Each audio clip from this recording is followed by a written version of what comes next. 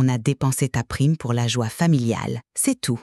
Alors j'ai gelé vos comptes et repris tout l'argent. Tu ne penses qu'à toi, comme toujours. Non, je protège juste ma tranquillité. Émilie est enceinte, tu veux vraiment faire un scandale? Non, je veux juste la vérité.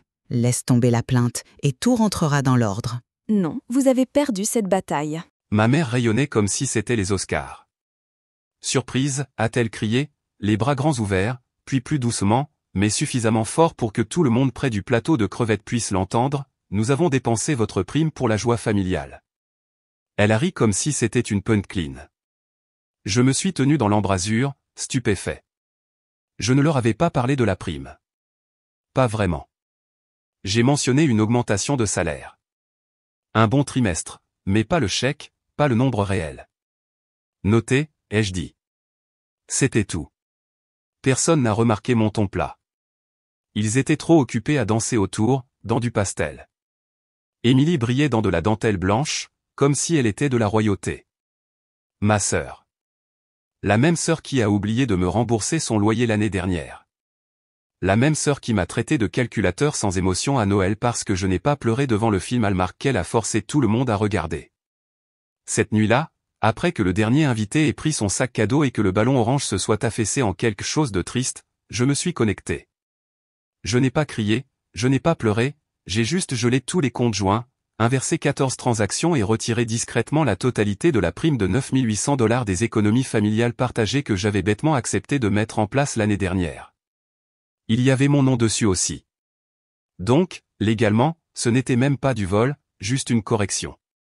Je n'essayais de blesser personne. J'avais juste besoin de protéger ce qu'il restait de ma paix. Non pas par vengeance, mais par clarté, par vérité. Au matin, quelque chose concernant la propriété avait changé. Et pas seulement dans la façon dont les sacs poubelles étaient empilés près de la porte comme des promesses brisées. Non. Il y avait une note sur la porte de ma vieille chambre. Un post-it dans la cursive de ma mère. Ne réagis pas de manière excessive. On l'a fait pour Émilie. Elle est de la famille. Elle a besoin de ça. J'ai laissé le post-it là où il était.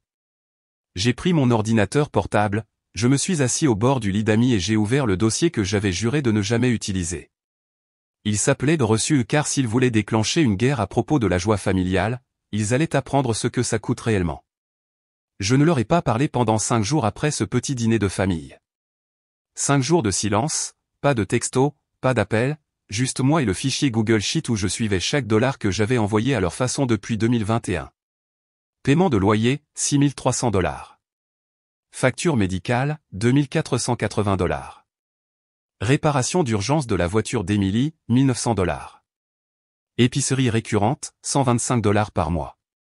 Service de streaming sur ma carte pour les plateformes. L'abonnement au vin de ma mère, toujours actif.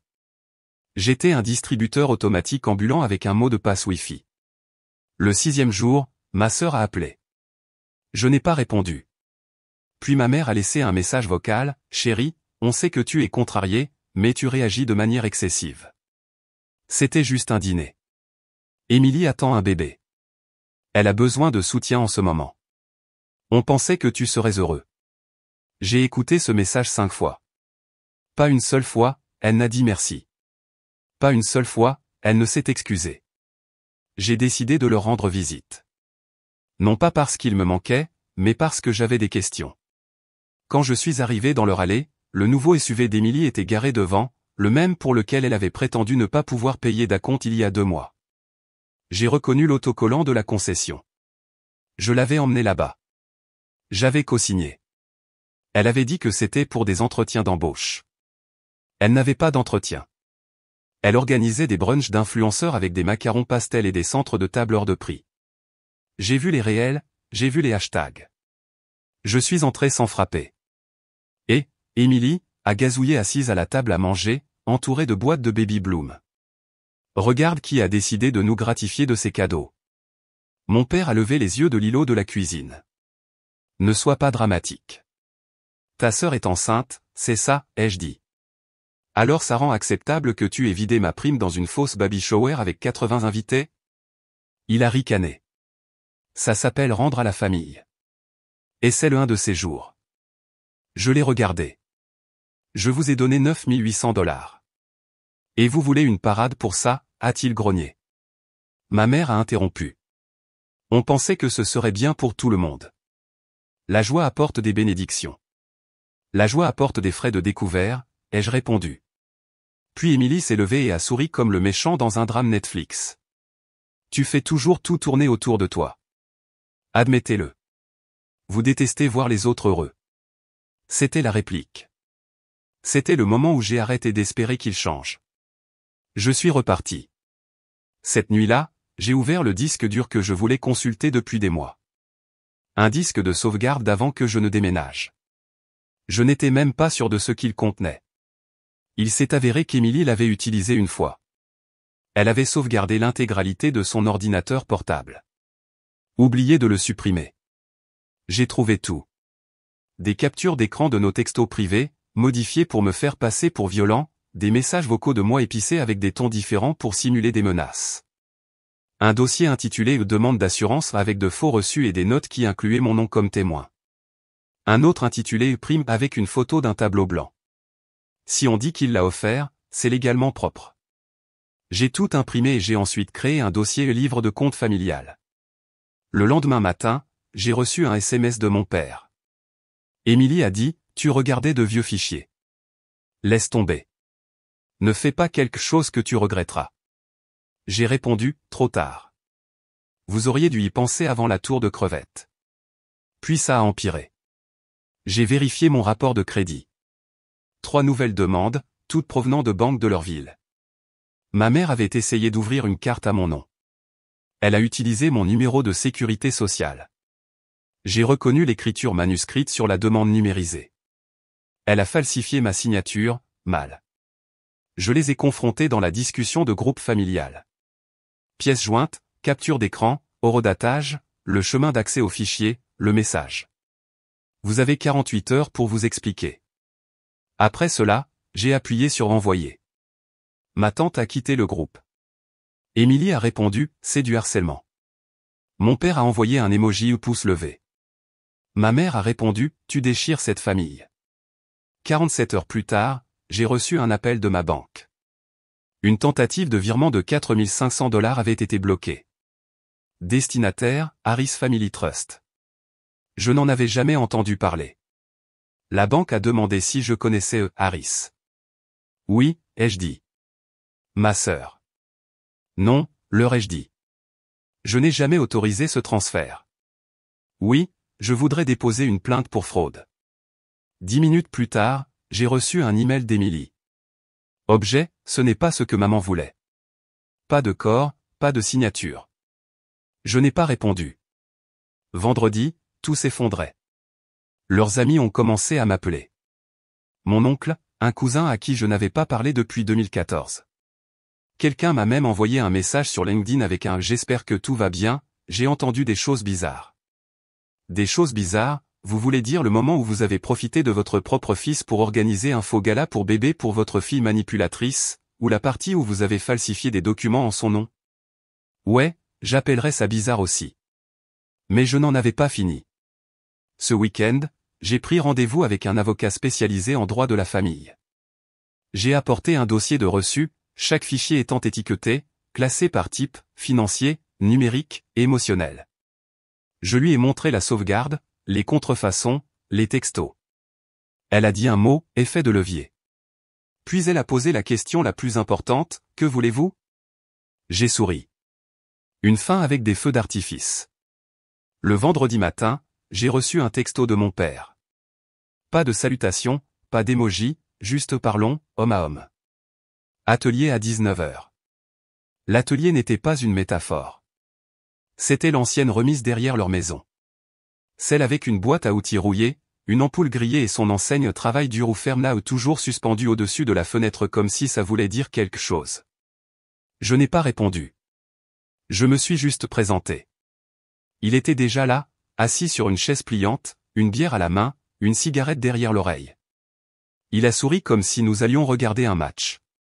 Alors il a dit, tu es enfin là pour abandonner le drame? Non, ai-je dit. Je suis là pour voir si tu as encore le culot de me parler. Il a ri, a pris une gorgée. Oh, allez. Ne commence pas, regarde, Émilie est enceinte. Tu veux qu'elle ait un enfant en plein scandale? Je n'ai pas parlé. Il a pris ça comme une permission de continuer. Toi et moi, on est des hommes. On gère les choses discrètement.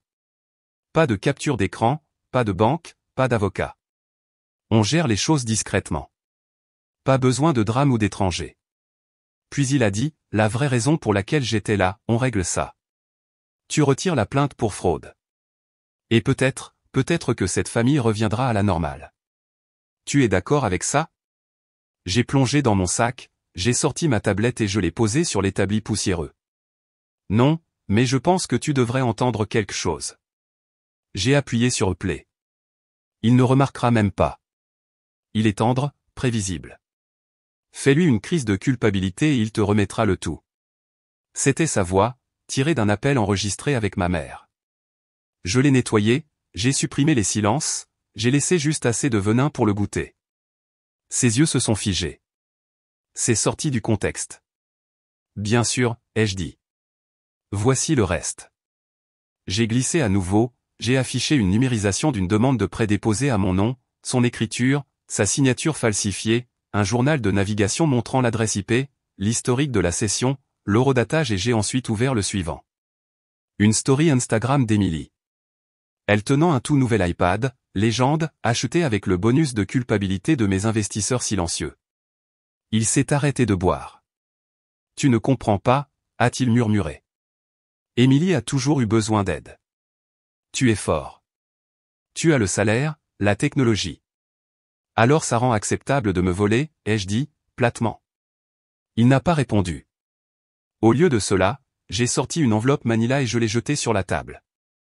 Une copie du rapport de fraude. L'original est chez l'enquêteur. Oh, et encore une chose. La porte a grincé derrière nous. Jake est entré, l'ex d'Émilie, celui qu'elle prétendait être violent, dangereux, émotionnellement destructeur, avait-elle dit. Et, Jake, a dit calmement, je pensais que tu voudrais entendre des choses.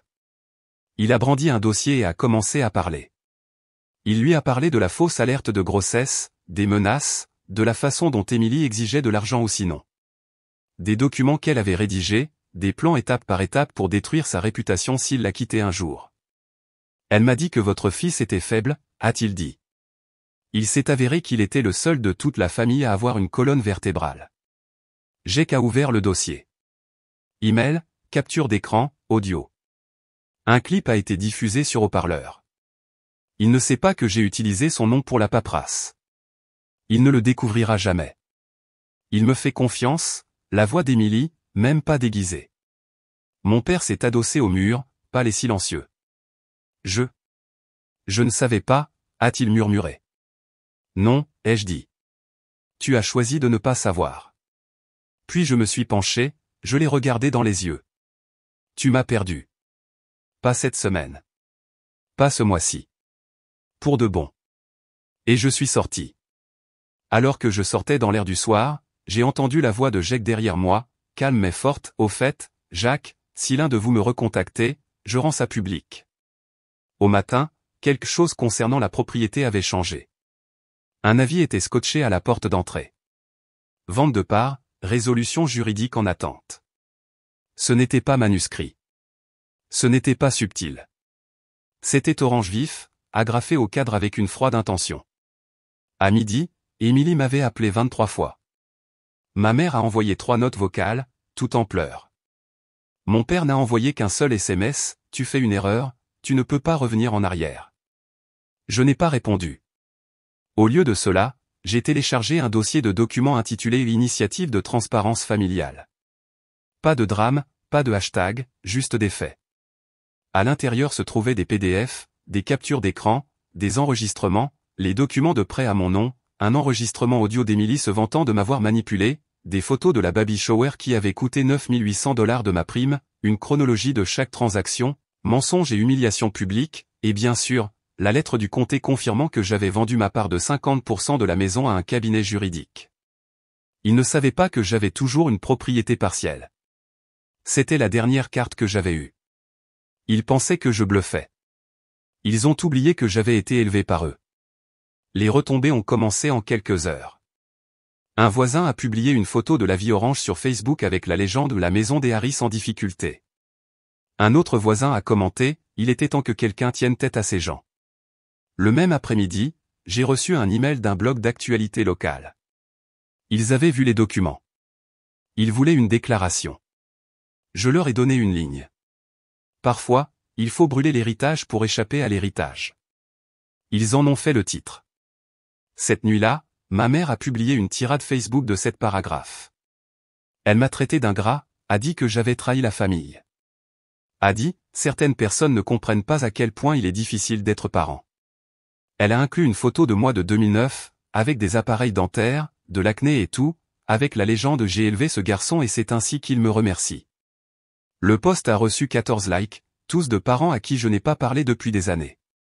Et Teresa a commenté, en voix de prière. Restez fort.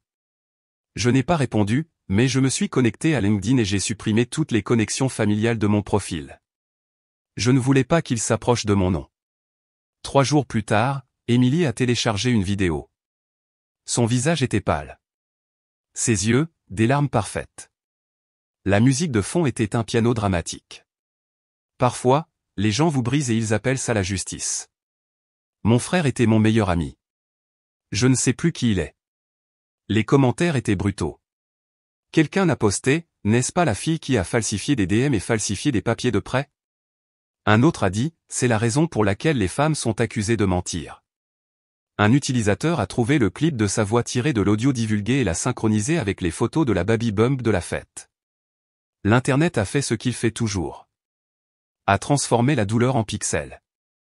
A transformé les victimes en méchants. Et cette fois, ils avaient raison. Jake m'a envoyé un message une semaine plus tard. Elle m'a envoyé un SMS disant qu'elle était de nouveau enceinte. Probablement faux. Je l'ai bloqué, a-t-il ajouté. Tu as fait la bonne chose, mec. J'aimerais avoir ton courage. Je ne me suis pas senti victorieux, je me suis senti clair. Il y a une différence. Mon père, de manière prévisible, est resté silencieux le plus longtemps, jusqu'à ce qu'une lettre arrive à mon appartement. Pas d'adresse de retour. Juste du texte dactylographié. Elle disait, tu crois avoir gagné, tu n'as pas gagné. Les hommes comme toi reviennent toujours quand le silence devient trop fort. Tu vas ramper. Il rampe toujours en arrière. Il l'a signé. L'homme qui t'a fait. J'ai ri en lisant cette partie parce qu'il ne m'a pas fait. Il a essayé de me briser. Ce qui m'a fait, c'est le silence, les simulations, les années à me mordre la langue alors qu'il vidait chaque centime et appelait ça de l'amour. Il ne m'a pas fait. Il m'a appris ce qu'il ne fallait pas devenir. Le cabinet d'avocats qui possède maintenant la moitié de la maison leur a envoyé une lettre de mise en demeure formelle. Soit racheter l'intérêt, soit quitter les lieux dans les 90 jours. Il s'avère qu'une copropriété avec un partenaire silencieux peut devenir gênante. J'ai transmis la lettre à Émilie avec un court message, tu as organisé une fête à 10 000 $. Voyons comment tu vas gérer la saison des impôts fonciers. Elle a répondu avec un seul emoji. Je ne l'ai pas bloqué. Je ne m'en souciais pas assez. Ce week-end, j'ai posté une dernière mise à jour. Une seule photo, pas de légende. C'était une photo d'une nouvelle enseigne devant l'immeuble de mon appartement.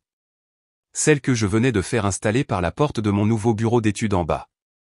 Burn Ledger, récupération stratégique et défense contre les risques. C'était le nom que j'avais choisi car s'il réessayait, je serais prêt. Et si quelqu'un d'autre se sentait comme moi, je lui montrerais comment se défendre. Le chèque a été encaissé un jeudi. 11 742 $ de versement direct de la liquidation de la maison familiale Harris. Ce n'était pas un cadeau. C'était une compensation et c'était la mienne. Ça a pris des mois. Des dépositions, des dépôts au tribunal, un audit médico-légal. Mais la justice n'a pas besoin d'être bruyante, elle doit juste être définitive. Le juge a lu le verdict en moins de 5 minutes. Le défendeur a sciemment falsifié des documents financiers en utilisant l'identité du plaignant dans le but d'obtenir un gain personnel par des moyens frauduleux. Le remboursement intégral est ordonné, plus pénalité, plus frais. Mon père ne s'est même pas présenté à l'audience finale. Il a envoyé une note par l'intermédiaire de son avocat, c'est une chasse aux sorcières, je ne jouerai pas le jeu. Émilie était assise dans le coin comme une audition ratée. Tête baissée, lèvres serrées. Pas de larmes cette fois, juste le silence. Ma mère a regardé la décision comme si elle attendait que quelqu'un l'arrête. Personne ne l'a fait. Le lendemain matin, la maison avait un panneau à vendre sur le devant. Une semaine plus tard, elle avait de nouveaux propriétaires. Ils ont démoli le massif de fleurs, arraché la boîte aux lettres, peint les volets en noir. Elle ne ressemblait plus à une maison familiale. Elle ressemblait à une purge. Mon avocat a appelé cet après-midi. Ils ont transféré l'argent. Vous recevrez une confirmation sous peu. Légalement, ils n'ont plus le droit de vous contacter. S'ils le font, appelez-moi en premier. Je l'ai remerciée. Elle a dit, j'ai traité beaucoup d'affaires comme celle-ci, mais jamais une où le soleil a joué aussi proprement. Je n'ai rien dit.